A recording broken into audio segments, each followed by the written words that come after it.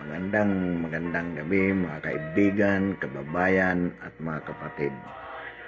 Kaugnay pa rin sa iprinoklama ng ating pamahalaan na digmaan laban sa mga teroristang CPP, NPA, NDF.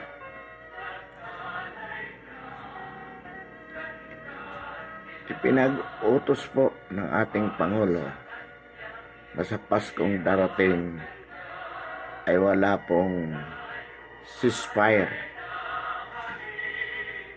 hanggang sa magwakas ang kanyang termino sa 2022.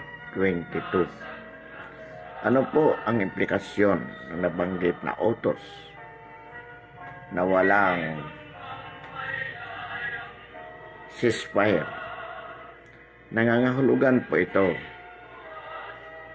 na sa lahat ng panahon, all the time, the CPP, NPA, NDF terrorists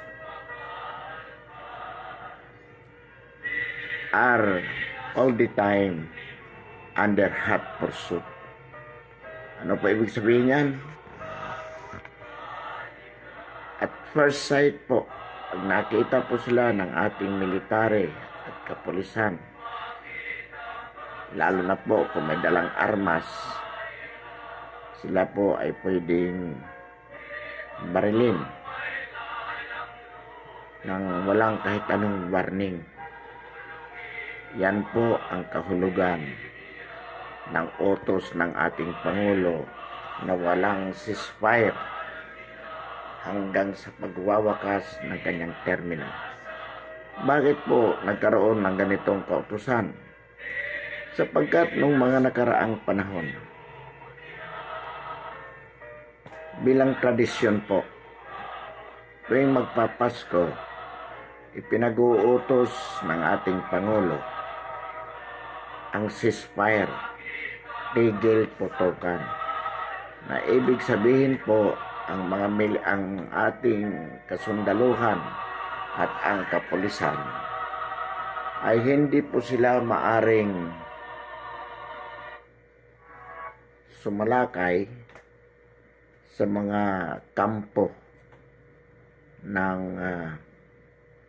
CPP, NPA, NDF, at hindi rin po sila manghuhuli kahit mayroon po silang nakikita dyan na gumagala.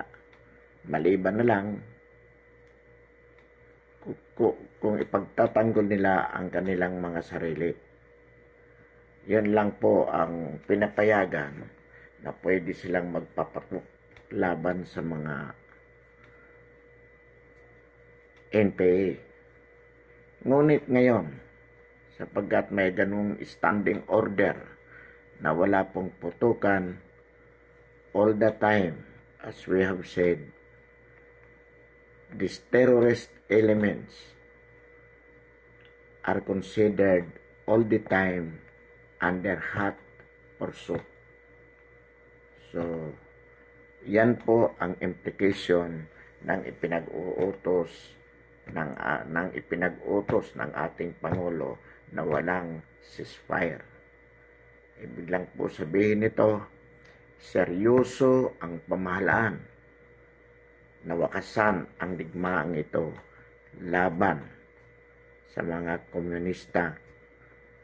komunistang NPA at NDF. So dahil po dito, atin pong ipinauunawa sa lahat, lalo na po sa mga armadong membro ng CPP, NPA, NDF, na kayo po ay sumuko habang may pagkakataon po, sapagkat hindi po kayo mananalo at hindi po kayo bibiruin ng ating gobyerno. Paulit-ulit po nating sinasabi sa inyo, sapagkat ninanais po natin ang inyong kaligtasan. Alam po natin na may dahilan kung bakit kayo namundok o sumapi sa nabanggit na samahan. Maaring personal na dahilan, maari pong ideological. Ibig sabihin, naniniwala kayo sa ideolohiya na ipinaglalaban nyo. Sinasabi po natin sa inyo na yung ideolohiya na yan ay obsolete na po. Ano ibig sabihin ng obsolete? Kumbaga lumipas na ang kasiglahan, ang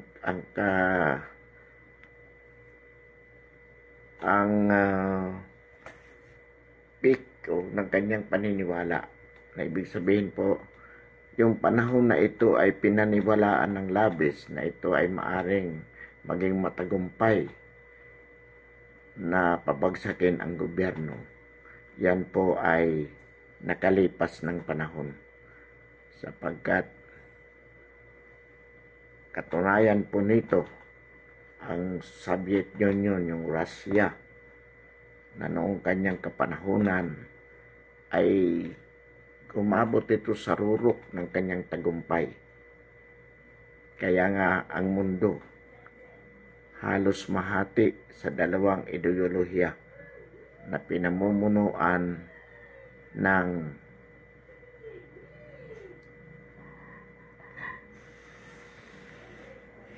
Amerika at ng Russia. Ngunit sa kanyang rurok ng tagumpay, hindi po niya na natalo ang buong mundo. Bumagsak ito. At ngayon po, ang Russia is no longer a communist country in the context of Marxism, Leninism. At ganon din po ang China.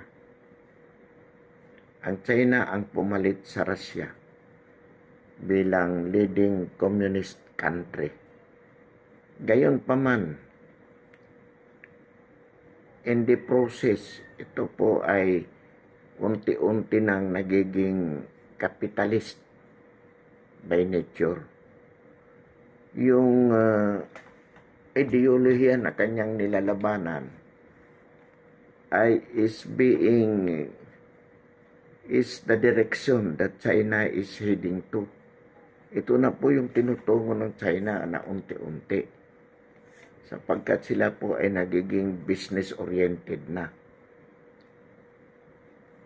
So, ganun din po ang ibang bansa, even North Korea. Nagiging capitalist society na rin. O bagamat naroon pa rin yung traditional na communism. Pero ito po ay unti-unti nang iniiwanan ng sambayanan with the modern technology, education that penetrate the North Korean life. So dito po sa Pilipinas, ito pong patuloy na pinaglalaban ng ilan nating mga kababayan na isulong itong communist ideology. Hindi na po ito. Ginagamit na lamang ito. Halimbawa ni Dumas Season para ipagpatuloy ang kanilang organization for survival purposes. Pero hindi na po ito appealing. Kaya nga po ang ginagamit sa ngayon, ang namumundok nilang ay yung may mga personal na dahilan na sa pakiramdam nila sila ay nakaranas ng walang katarungan, at doon sa mga least educated sector na napapaniwala pa rin na ang kahirapan ay matutugunan sa pamamagitan ng armadong pakikibaka laban sa pamahalaan.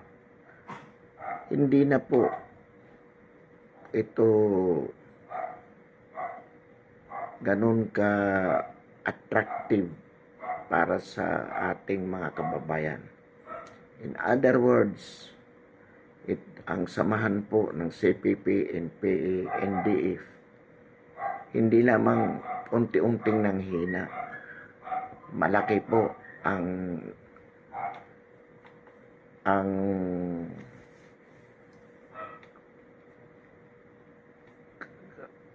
ratio ng panghina.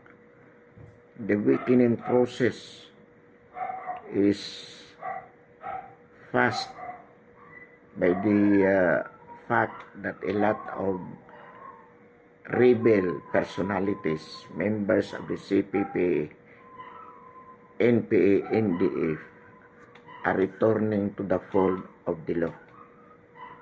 So, yung mga natitira po, kayong natitira, inaanyayahan po namin kayo. As we have said, you are under pursuit all the time. Being such, you can be killed anytime without warning at first sight ng ating military at police elements. Dito naman po sa aspetong recruitment, itong ginagawa natin to enlighten the masses, the studentry, ito po ay magpapahina ng labis sa recruitment process. Ibig sabihin po niyan, wala nang o ilan na lamang ang magkakaroon ng tsansa na maaring sumapi sa inyo. So, ano ibig sabihin po niyan? Nananaginip kayo ng gising sa inyong pananatili sa inyong ipinaglalaban na pabagsakin ang pamahalaan. It will never come. At with the determination, with the political will of the present administration, magwawakas po kayo. Malilipol po lahat yan by the mids of 2022 bago po magwakas ang termino ng ating Pangulo.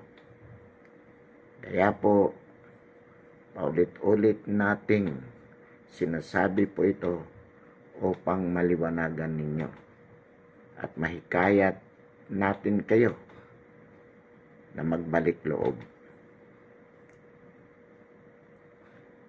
Muli, sinasabi natin sa inyong pagbabalik loob, ibibigay po ng pamahalaan ang lahat ng tulong na pwede pong ipagkaloob upang madali ang inyong pagbabalik sa normal na buhay sa ating lipunan. Kaya hindi po kayo mahihirapan. Kaya nga po ating ipinararating sa kinauukulan. Nakasama po sa pribilehyo na ipagkaloob sa inyo ay ang general amnesty. Malaking bagay po kung walang naghihintay na kaso sa inyong pagbabalik dito sa ating lipunan. Kaya upang hindi po kayo mag-atubili na sumuko, itong pong pagpasok ng 2021, huwag po ninyong ilagay ang inyong buhay sa panganib in terms of actual fighting with the military and the police. Nananawagan po tayo sa inyo.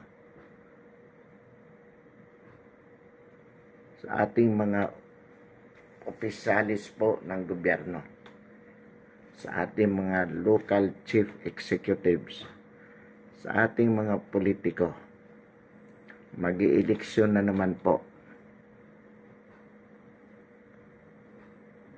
Huwag po kayong magbibigay ng campaign o permit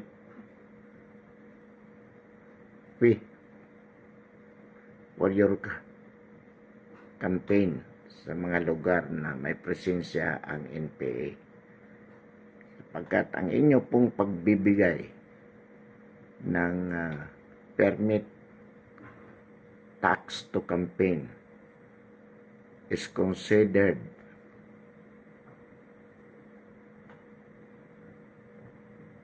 tolerance or deliberate support for the terrorist group, and we call upon the ILCAC to consider you terrorist supporters.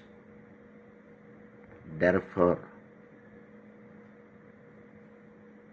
to consider you also as an enemy of the state. In fact, itong Globe at Smart, kung mapapatunayan po na talagang nagbibigay sila, at yan po ay malaking there's a big possibility po as rebelled by the ex-rebel. Kapag hindi po ninyo ititigil yan, you have to be considered an enemy of the state also. Government, the government, the ILCAC, NTF-ILCAC, Defense Secretary Lorenzana, DOJ Secretary Guevara, DILG Secretary Anyo. Ito po ay dapat tinitingnan ninyo, sapagkat kapag itong mga negosyante na ito ay hindi na nagbigay ng revolutionary taxes sa CPP, NPA, NDF, sila po ay mapaparalyze. Mawawalan po sila ng financial support sa makatwid. Malaking pilay po sa kanilang samahan yan. So, dapat po sa madaling panahon, Secretary Lorenzana, DOJ Secretary Guevara, at DILG Secretary Anyo, at ng Department of Telecommunication, tingnan po ninyo ito. At dishonest, kailangan po na imbestigahan at utusan silang ipatigil na ang pagbibigay, at kung hindi sila tumigil, parusahan. Apply the full force of the law upon these violators.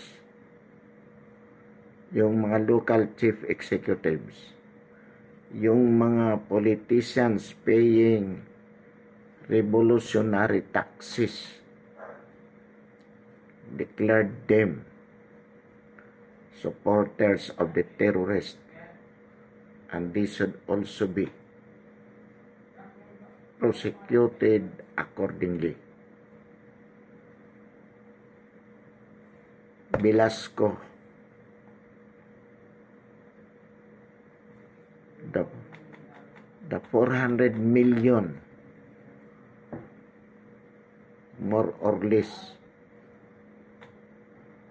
pork barrel of this Makabayan black in the lower house. Mapuputol po yan kapag sila ay tinanggal.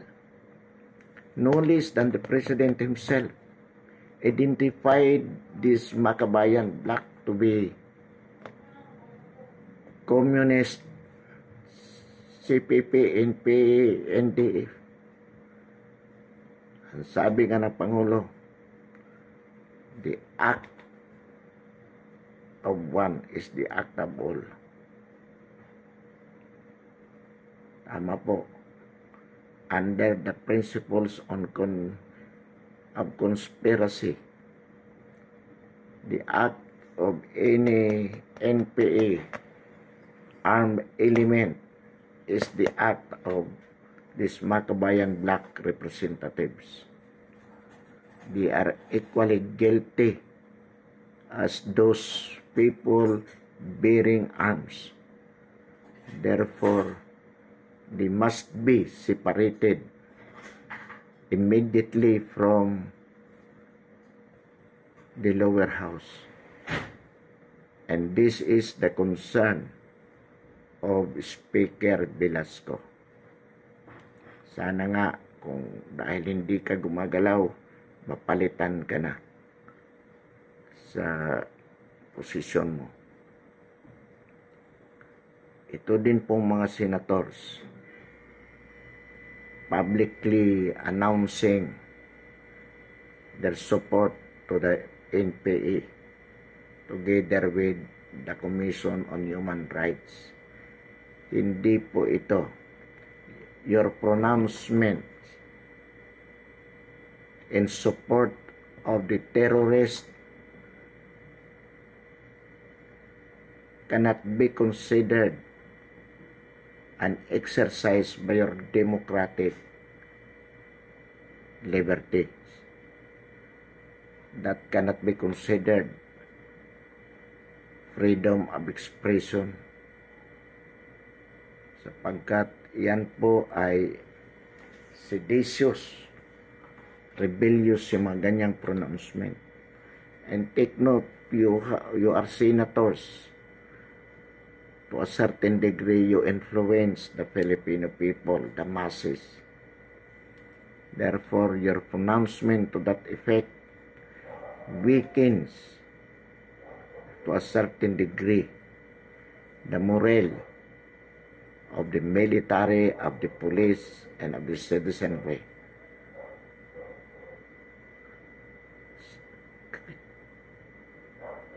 It is a crime for you to do that.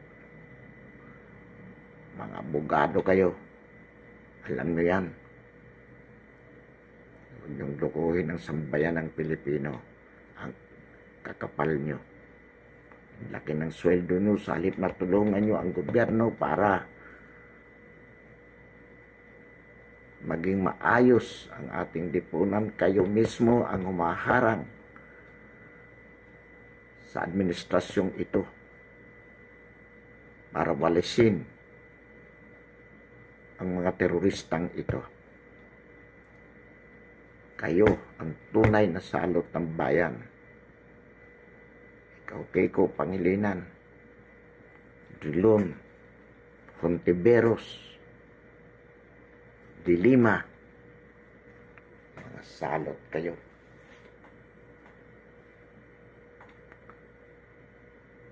Sana tamaan na kayo ng kidlat, maglaho na kayo, para wala nang sakit ng ulo ang sambayan ng Pilipino. Pinasisweldo kayo ng malaki, inilagay kayo sa pwesto, ibinoto kayo ng tao sa paniniwala na kayo ay makakatulong. Pero ano yung ginagawa ninyo? Kaya hindi nagkakaisa mga Pilipino dahil sa inyong mga politiko na mga gago. Ang kakapal ng mukha.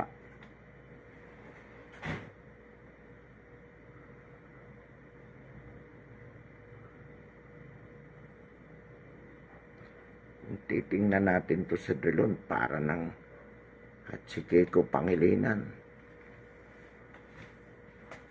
parang may sungay na sa kapanluloko sa sambayan ng Pilipino. Hindi na nakutya sa kanilang mga sarili.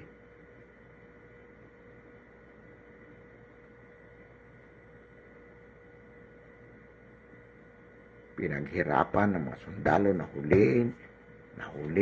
nahulihan na may baril. Sasabihin, planted evidence, hindi totoo.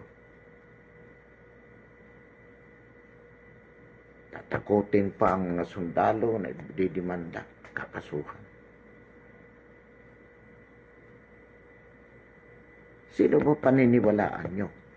Between this NPA and the soldiers, the military and the police.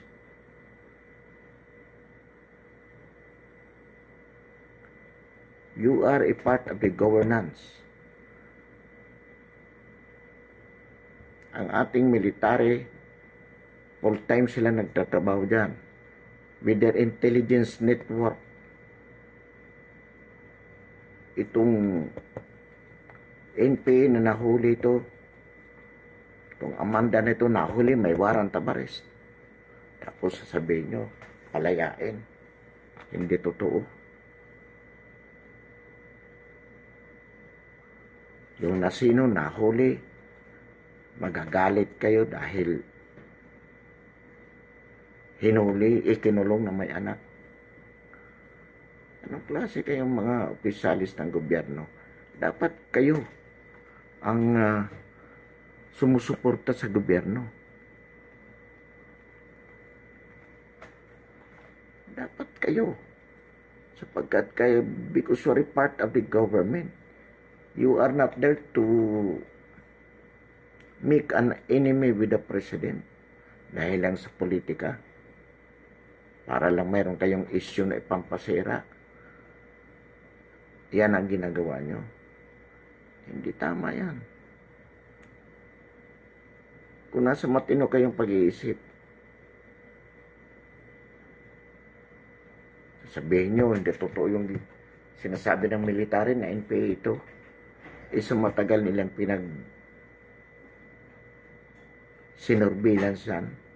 May nagpapatunay ng mga X-ray bills na itong Amanda na ito, itong nasino na ito ay mga terorista.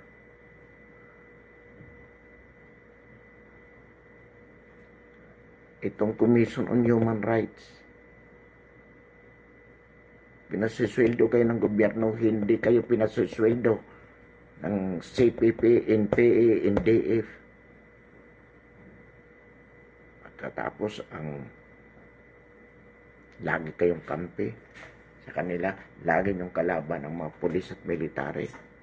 Samantalang kayo, military, police, your agency, the Senate, Congress, are branch of government. Agencies, instrumentalities of the government. Ang kalaban natin dito maliwanag. Ang kalaban ng Estado ay itong mga terorista. Hindi lang ACP, PNP, kasama yung BIFF, yung Abu Sayyaf. Lahat yan kalaban ng Estado. Dapat nagkakaisa ang sambayanan, ang opisyalis ng gobyerno na labanan ito. Hindi mag-away-away kayo at kakampi kayo dito sa kalaban. So, sambayan ng Pilipino sa iyo sa inyo, sa atin. Sa sambayan ng Pilipino tayo umaapila na makita ang katotohanan ito. At kung ano ang ginagawa ng mga opisyalis ng gobyernong ito. Kayo po ang humatol. Tayo ang dapat humatol sa darating po na eleksyon. Ang sino mang nakikiisa sa kalaban sa mga teroristang grupo sa anumang paraan, dapat po matanggal sa kanilang mga posisyon. Inuulit po natin ang mga local chief executives na hindi nagdedeklara na ang CPP, NP, NDF ay persona non grata sa kanilang mga lugar. Hindi nagdedeklara na ito ay hindi dapat i-welcome sa kanilang lugar. Sapagkat sila ay mga terorista, ay dapat po huwag na iboto sa darating na halalan. Marami pong salamat at magandang gabi. Bago po tayo magwakas, muli ating inaanyayahan ang ating mga kaibigan, kabayan, kapatid na subscribe po ang ating YouTube channel as a token of support. Ang ating paninindigan sa napapanahong isyu ng lipunan.